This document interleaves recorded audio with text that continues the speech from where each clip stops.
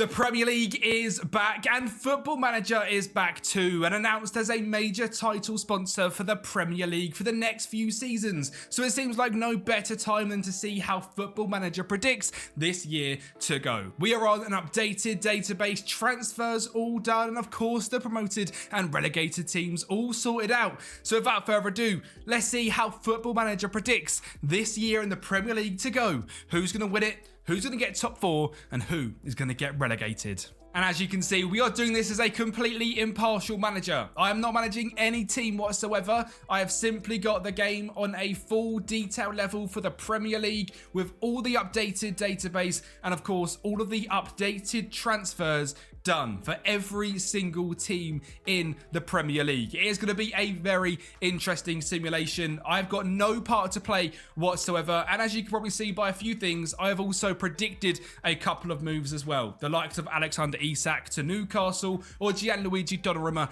going to Manchester City. But today it is a very, very simple video. We're going to see how Football Manager is going to predict this Premier League season. Now, I've got a video coming out on my second channel where I'm going to be predicting the Premier League myself. So if you want to see that, that'll be linked just up there. And of course, you guys are probably going to want to see this database. So if you're a Sunderland fan, you want to manage in the Premier League on FM24, well, there'll be a database linked down in the description down below where you guys can download this save file for free on the Patreon. Just sign up and you get it for free. And if you want to do that, you know, go ahead and do it. You can play this save on your game. So everything is loaded in. And what I'm going to simply do is I'm going to go forward to the first game week and see what the Premier League predicts. Now, the schedule isn't perfect. It's never going to be. We can't predict them sort of things. But what it is going to be is by the end of this 38 game simulation, we're going to see the Premier League champions. And at the end of it, at the end of the season, maybe we come back and see how Football Manager done, because this is going to be a top tier simulation. So if you guys are locked in and ready to see who's going to win the Prem, make sure you're liking the video and smashing that subscribe button, because around 75% of you right now are not subscribed to the channel. Let's get into the madness of the Premier League 25-26 campaign. And in the first weekend, there was some crunch clashes straight away, and it was Manchester United against Liverpool at Old Trafford, where thanks to a missed penalty from Bruno Fernandes and a Mo Salah goal, Liverpool ran away 2-1 winners. The other big clash on the opening day was Chelsea up against Arsenal, and this game finished up with a 2-2 draw. Sterling grabbing the first for Chelsea and Martinelli grabbing an all-important goal back for Arsenal. Will one of these teams be lifting the Premier League at the end of the season? Or will it potentially be Manchester City? But if that is going to be the case, they're going to have to do better than picking up a 0-0 draw against Everton, who of course have just signed Super Jackie G from the Citizens. It's a very interesting move, but one that I hope goes very well for Jack Grealish and for Everton, who I think will have a very good season this year. The opening day is done though, and Spurs sit top of the table with Sunderland rock bottom on a -3 goal difference. West Ham, a great start. Leeds also grabbing a win, but we can't go through game week by game week. So let's finish up with August, see what other transfer business has been done and who is sitting pretty at the top. And we had our first North London derby of the video as well, and it was dominated by Dominic Solanke of all players. He scored the opening goal in this game before Gabriel Jesus scored to level Arsenal up. But big Dominic Solanke grabbed the second for Spurs in this game and made them victory against Arsenal in the first NLD of the season. And things went from bad to worse for Arsenal as well, as they then faced up against Manchester United, and Harry Maguire scored with his big, beautiful head. They did grab a goal back thanks to a goal from Leandro Trossard, but it was always reported that Arsenal would have Benjamin Sesko, and he decided to show Arsenal exactly why they should have signed him. He scored in the 93rd minute to give Manchester United the victory in this game. But obviously Arsenal were not the worst team in the league. Sadly, for Fulham fans, it's Fulham. You're letting Xhaka score 45-yard screamers against you. Something has probably gone wrong. They lost 2-0 to Sunderland in this one, which means the Premier League table looks a little bit like so. A clear bottom 3, Fulham, Brentford and Sunderland, with a top 2 of Liverpool. And yeah, I would not have guessed this either. West Ham United are sitting in second place in the league so far and are absolutely smashing it. They played Sunderland, Leeds, Fulham and Crystal Palace, but are just doing so well under Graham Potter. other than Brentford, who are not absolutely cooking. Under new manager Keith Andrews, they are struggling down in 19th place, and I actually predict this to be about where Brentford finish in real life. I think they're really going to struggle, and so far here in FM, they've lost to Newcastle, Chelsea, Everton, Ipswich, and Manchester United, so they have played a bunch of big sides, but it certainly doesn't look easy for them, and I think they're going to really struggle. In terms of the Championship so far, we have a top 2 of Sheffield United and Leicester, and then relegation 3, Millwall down in bottom place, Sheffield Wednesday and Wrexham. So things in the Championship are going well. And as we fly on into the month of November, interestingly, there has still been no sackings in the Premier League as of yet. Which surprises me because 10 games in, Sunderland are bottom of the table. Fulham are only 2 points ahead of them in 19th on 5 after 10 games. And Mikel Arteta and Arsenal have an absolute stinker down in 14th place. And with all of that being said, the Premier League title race is hotting up. It is between 3 teams, number 1 being Chelsea, number 2, and the team currently top of the table on 22 points, is Liverpool. And there is absolutely no surprise that Manchester City are just a singular point behind on 21. But the surprise package, still after 10 games with 19 points and only 3 points off the top of the table, is Graham Potter's West Ham United. Are West Ham going to be the surprise team in the 25-26 season? I have to say, I would be very surprised. But Football Manager thinks it's possible. But they are being chased down. Newcastle United in 5th place, Aston Villa in 6th, just a point away. Spurs sitting in 7th, Everton having a great season in 8th, Brighton in 9th, and Ruben Amorim's tricky Reds in 10th, which isn't exactly what I want to happen next season. I think we could potentially be much better than that. Now, in terms of our top goal scorers in the Premier League, it is currently Dominic Solanke, 8 goals this season so far. Cole Palmer, Jean-Philippe Mateta, and Mohamed Salah sit just behind that on 6, with Haaland, Isak, João Pedro, Fulkrug, and Willy Gnonto behind that on 5. The best team defensively by quite some distance has been Pep Guardiola's Manchester City, and the most entertaining, the goal scoring team, is Arne Slot's Liverpool. But by the halfway point in the season, will we have a clearer idea of who is going to lift the title? Well, we certainly know a little bit more as we get to the halfway point, but it could have been that we know a lot more, because Chelsea could have gone 6 points clear at the top of the table at the midway stage,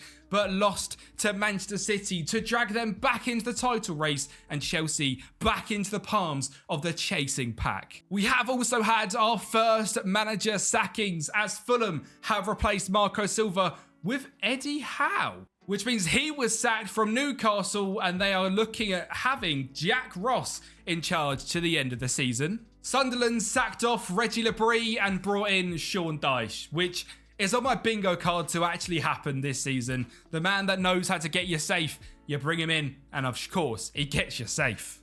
And finally, Wolves have parted way with their manager and brought in Ralph Hasenhüttl to be in charge. And it's not just the title race which is tight this year, the relegation race is crazy. Sunderland on 12, Fulham on 13, Wolves on 14, and Burnley on 14 also. I mean, there's a 6-point gap after that, but one of them teams is going to survive, and which one is it going to be? Nottingham Forest have had a meteoric drop, which I think could happen this season with the extra games in Europe, and Manchester United sit currently in 9th place, not looking to get European football. Still managed by Ruben Amorim, though, which is absolutely fantastic. Dominic Solanke still dominating the goal scorer's chance with 15 goals in 19 games as Spurs sit in 6th place. He has really managed to replace the goals of Heung-min Son, so fair play to big Dom Solanke. And West Ham still at the midway point sit in the top 4. We've now got a hectic January upcoming, so let's see what teams make big differences, see if they can close in on where they want to finish. And no surprise that it's Newcastle which are improving the most. They have made some big signings like Matthias Kjærgaard, Karim Konate from Salzburg, and a £55 million transfer of Romeo Lavia from Chelsea. Newcastle are going young and are building for the future. And with all of them signings, they currently sit in 8th place in the Premier League and are doing very, very well under new manager Roberto De Zerbi. They've finally decided to not stick with Jack Ross and bring in a new manager, and it's De Zerbi. And with Champions League football they're doing pretty well with them signings. By far the weirdest January transfer has to be Jeremy Frimpong leaving Liverpool. Only played 10 games and has gone and joined Arsenal to be a rotational option there. And the biggest transfer has been Danny Vivian to Chelsea, who have got a lot of money to spend, and they're doing quite well with it. They now have a clear 4-point gap at the top of the table and have been absolutely cooking, just like this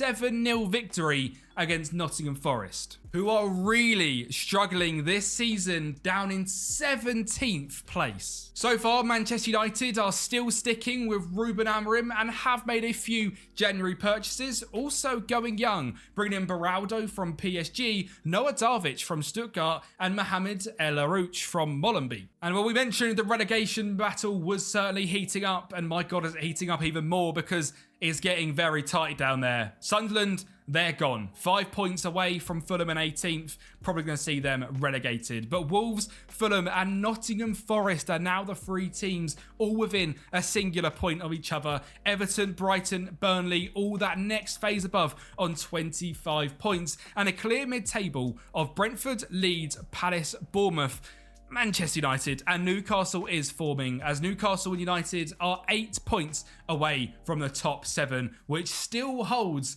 West Ham. I'm so shocked at Graham Potter's lads doing exactly what they're doing.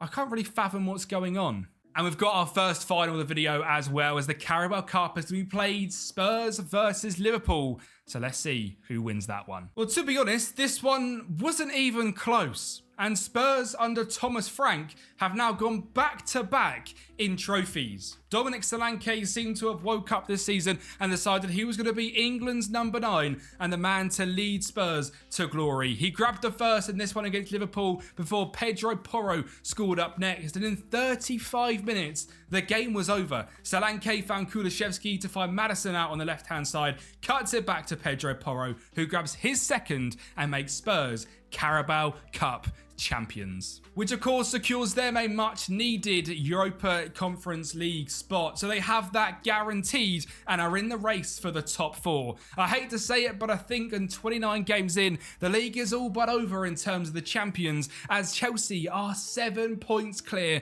of Manchester City on 65 points and are just having some ridiculous form under Enzo Maresca. They did just lose to Monaco in the Champions League, but in their race to win the Premier League, well, that could work out quite well because they are currently unbeaten in that, other than the defeat to Manchester City on the 26th of December, and are having a fantastic season. They're currently being led in the goals by Cole Palmer, and their star performer so far this season, other than Cole Palmer, has been Alejandro Garnacho. 14 goal contributions to the Argentinian, who I moved to Chelsea from Manchester United, as I think this deal is almost guaranteed to happen at some point, probably for 30 million on deadline day. But I've made this deal happen, and apparently it's a pretty good one to do. In terms of managers, there has been 2 more sackings, with Fabian Hurtzler getting sacked from Brighton and Bournemouth parting ways with Andoni Iraola and bringing in Gabriel Heinze from Arsenal's backroom staff. With all of this being said, it is a busy last 10 games of the season. Top 4 needing to be decided and the relegation battle getting tighter and tighter. Remember, this is a fully realistic FM24 simulation of the 25-26 season. So whatever happens in this next 10 games, well, it's almost guaranteed that it's going to happen in real life. And I tell you right now, if this is what's going to happen, we're going to be in for an absolute treat. And if you guys have enjoyed, make sure you're smashing the like button.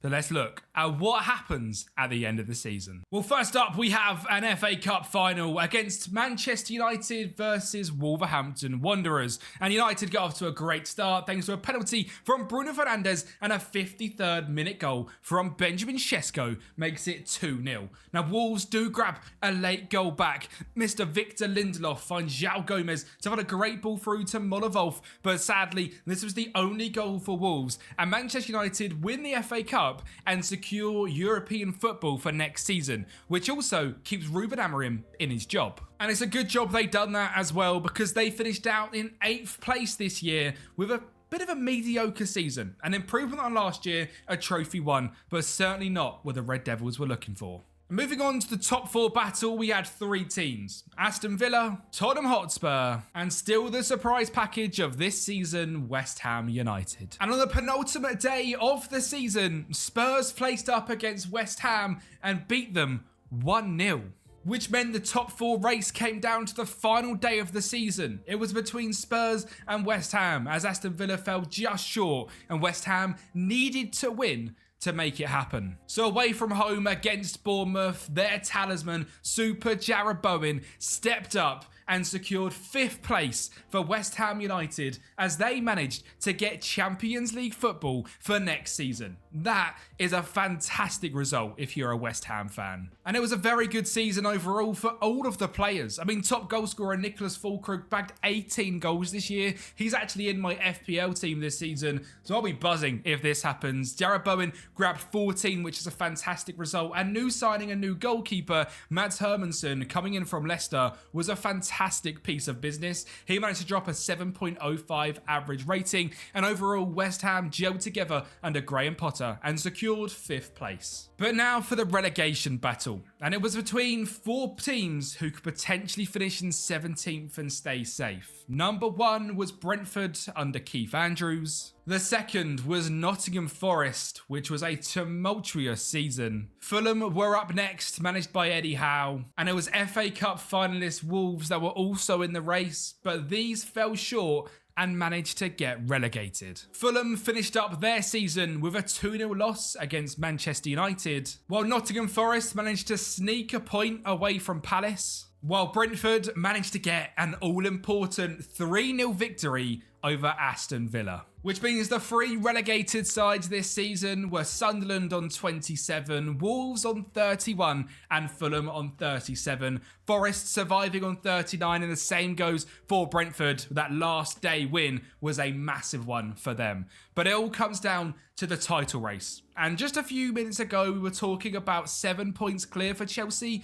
Well, I tell you now, between 1st and 4th place was 3 points. The 4 teams were quite obvious: Manchester City, Arsenal, Liverpool, and of course, title leaders for the whole of this season, Chelsea. And the reason that it got so close was that Chelsea in the final 2 games of the season faced Liverpool and Manchester City. Now against Liverpool, they lost 2-1. And at home at Stamford Bridge, it was a catastrophic error which made Manchester City 1-0 winners. But had their early season form been enough to keep them top of the table? Yes, it was. Chelsea won the Premier League on 80 points, Liverpool on 2nd on 79, Arsenal on 3rd on 78, and Manchester City on 77, West Ham 5th, Spurs 6th, Aston Villa 7th, and the teams back promoted to the Premier League. It is Middlesbrough, Ipswich and Leicester. So that right there is your full rundown of the 25-26 season. The top goal scorer is going to be Erling Haaland, who ended up pipping Dominic Solanke to the post. Salah and Cole Palmer was there as well. Clean sheets is going to be between Philip Jorgensen and David Raya, with Donnarumma close on 19. And your assist man, James Ward-Prowse and Gabriel Martinelli. The team to score the most goals will be Chelsea, concede the least will be Manchester City, and to hold the most possession will be Manchester United. We won a stat which basically means Manchester United are going to win the league this year. We can ignore everything from this video, and 21 is coming. But of course, without actually being serious, that is not going to happen. Now, I hope you guys did enjoy the Premier League prediction from Football Manager in a fully updated database. As I said, all of these files will be available on the Patreon down below, with all the updated transfers and leagues, etc. So you guys can enjoy an up-to-date Premier League for the end of this season and the end of this Football Manager experience until FM26 comes out. Thank you so much for watching. I'll speak to you guys next time. And remember to subscribe.